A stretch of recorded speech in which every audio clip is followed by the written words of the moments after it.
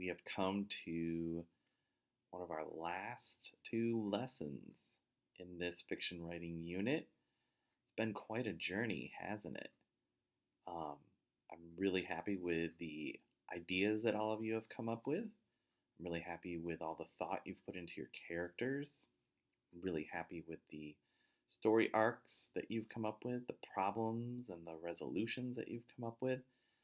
It's been great.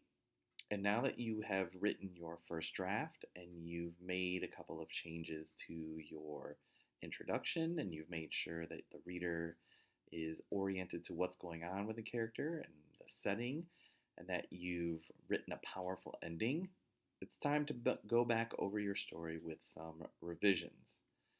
And now, this is the problem that most fourth graders have is when they write something, they refuse to go back over it and make sure that everything looks good, that everything makes sense.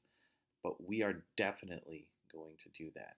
As I think I've told you before, even professional authors go over their stories hundreds and hundreds, and in the case of one of my favorite writers, Stephen King, thousands of times before they turn something into their editors to be published as a book.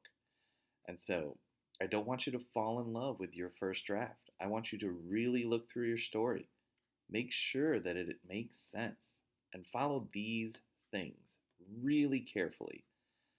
Because remember, we're not going to just write our story and it's perfect in every single way. You should always look to improve your story every time you look at it.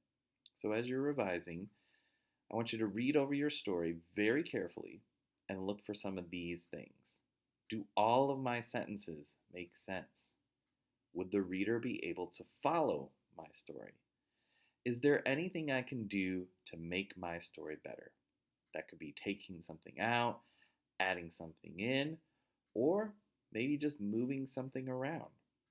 So today, as you're looking over that draft that you finished, I want you to really focus and concentrate on that draft that you've written as you revise.